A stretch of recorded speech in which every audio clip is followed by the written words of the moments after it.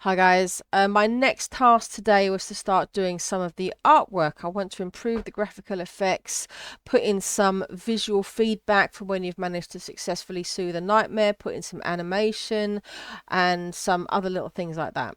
But whilst I was doing that, I left the game running for a while because I was trying to get a screenshot for it actually, and then I suddenly noticed that it just crashed. Oh, worse than a crash, it hung completely. I couldn't do anything with it. And then I kept testing it. And then what I did is I traced it down to the code which was starting a nightmare. So if I show you the code now, I turn this off.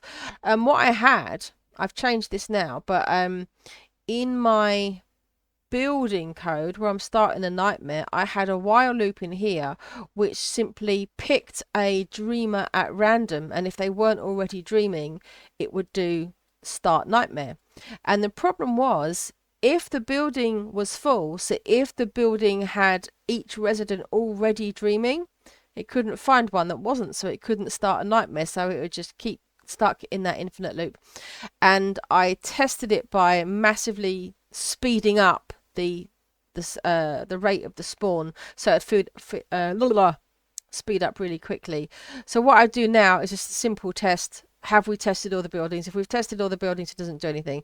So if I show it now, this is going to fill up within a matter of seconds. And now, there we go, that's the last one. So now every single one is full. It can't do anything. Yeah, so it's kind of like immediately, it's just immediately replacing it with another one. But that's working now. So I managed to fix that bug. Yeah, it's never good shipping your code with the crash bug in there. But the next thing I want to work out is how the game is going to actually kind of allow the player to sort of win or lose. So I thought about doing something that's like this meter. Now at the moment I've just drawn this full just to kind of show how it would look. So the way I've done that is I've just taken the same kind of graphic style as was used for the charge bar here. So I've used the same kind of graphic, but I've just created a, oh look, I hit something. But I've just created a new one that was just bigger. I've just added a few more sort of ranges on the grayscale, and then I've just done this as I did my ball sprite, where I've just got a grayscale image there, and then in the code, so if I stop that, all I do here is to set it up. I just, for the colors, I just use a really handy function on the color object from MonoGame called lerp, which basically interpolates between two colors, so it goes from green to yellow and then from yellow to red. If I did try it with just green directly to red, and it kind of misses out the yellow. So this is really handy. It's just a few again, just a few lines of code, and so I've kind of set this up in a similar way to the way in which I did the charge meter. So what I'm going to want to do, I think the way, there's no logic behind this, that's just drawn there just to see how it kind of looks. It might be a little small, but the way I think I'm going to do it is that once a nightmare has started, it's kind of accruing nightmare points the whole time the dream is running. And so the more of them you've got on the screen, the more nightmares are going on at once, this faster that meter is going to be filling up. So that's going to be kind of gradually going up. And then, of course, as you neutralize the dreams, it comes down. And so the idea is that I think I'm going to do it as some kind of time trial, and you've got to try and survive for a certain amount of time and score a certain amount of points. But if that meter fills up, it's game over. So I think that's how I'm going to implement it. So I think this is okay how it looks. It might be a little small. I could scale up the sprites a bit or just redraw them. But yeah, I think this will do for now, and I'll see. I have to actually implement the logic for that because at the moment this is just a sprite, and see how that plays out. So I'm going to have to probably do some fiddling with, the numbers here, because I've got 24 individual ticks here, but I'm going to have to, work out how fast do I want the nightmares to be spawning, how long do I want them to last, what kind of value is it going to be. So basically fiddling around with all the numbers, which to be fair is a lot more fun than dealing with the math behind it. So yeah, so that's going to be my next task.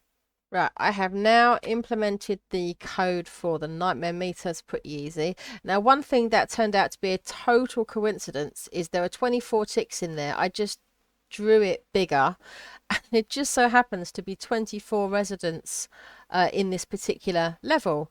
But that was total coincidence. Now, currently, what it does is if I go to the code, and let me just stop it. Am I in the right place? Yeah. So over here, it counts up by a certain increment, and that is based on the number of ticks, which is implemented in the nightmare meter, divided by the number of residents there are. Now, when I had it as just one, it wouldn't do very much. It would never go very high. But by doing it as times 2, what that means is it's kind of counting up 2 ticks for every resident that's streaming. What I've decided to do is disregard the length of the dream. It's just basically the level up here is the level of like nightmares in the entire city. So entire city is like 5 buildings, whatever, you know what I mean. And I can increase the difficulty simply by increasing that number. So here, as it is, if it gets up to half full, that meter will be at the top, which you'll probably never reach because they expire on their own. So now it's on 3. So if I do this, oh, that's interesting actually. I wonder if it will crash if it goes over. I'm not sure I've coded for that actually. If it goes over the number of ticks, yeah, it probably will. It'll probably exceed it and then crash. Yep, there we go. Out of bounds. Alright, so I've just put in, where I set the level, I've just put in a math.max there to set it to the maximum number of ticks. So hopefully that should fix that. Let me just, oh, what happened there? Oh, it's min, not max. Gosh, it's anything to do with maths. And my brain just completely fries. Okay, let's see what happens. So now, if I think it's 8, so if there's 24 buildings in here, then I would need 8 of them to be active at once for it to fill up, but then it should stay at red. And so then what I will do next is have it so that if it reaches the top, if you hit this number, then it's boom, it's game over. So at the moment it stays there, but now if I actually start to knock some of these out, why is it not working? Oh my god. Because now I'm panicking. Right, okay, it starts to come down. Now, it doesn't matter what colour orb you do to get them down. But what that does, of course, is it affects your score. So if I just keep using the red ball here, I'll get the nightmare meter down. And one thing I've noticed there, you cannot fire a new ball until the other one is off the screen. And I'm going to leave that in as a deliberate mechanic, because it means if you miss, you've got to wait for it to reload. So now I've kind of got quite a few off and the nightmare meter has come down. So yeah, so I can kind of adjust that, you know. So when I have the other levels where I've got bigger buildings with more residents, it will be, I can scale it up accordingly. So this will be another thing that I could use to kind of adjust the, I'm sure that collision isn't working, adjust the difficulty of each level. Oh, can I get it quite clear? So I could have it so that, you know, on the first level you only get a couple of points for each nightmare, and then on each at the second and third you get more. Oh, look at that, I've got it right down. So there you go. So that's kind of working now. But of course it doesn't do anything if you actually lose. So one thing I haven't really implemented in here yet is any more game states. So like in Pong, what I want at least is a title page, which is going to have something showing you what to do, and a kind of a you lose type page. So I'll probably do that next. Okay, so what I've done now is I've made it possible to actually lose the game. So I've got in here a very simple play state of it's in play, it starts off in play, and then you can lose the game if the nightmare meter actually fills up completely, and then later on I'll implement a sunrise. Now the actual game over is just it's simply, where is it? If we've lose the game, we simply display it. And then what I've done is in the update, again, it does the code for the in play only if we are in play. Otherwise, it just doesn't do anything, which means that the game basically freezes. So it makes it quite simple. So let's see if I can score a few points. First of all, oh my god. Where's the yellow one?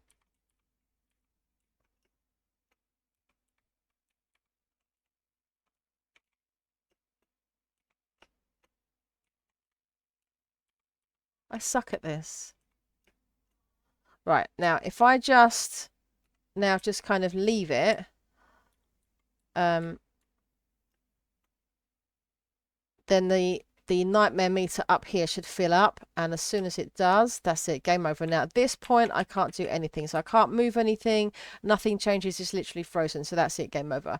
I could sort of like, I don't know, do something with the scoring, but this is okay at the moment. This is playable. It means you've got something that you can play and you can at least lose. You can't sort of win yet, but you can lose. But there isn't really going to be a sense of winning as such. I don't know, maybe. So I think I will leave it there for now. I think that is good enough to kind of maybe move on to something else. I think I want to kind of start doing a little bit of polish, putting in some sound effects, maybe some animation and that kind of thing. All right. Thanks very much for watching, guys. Speak to you next time.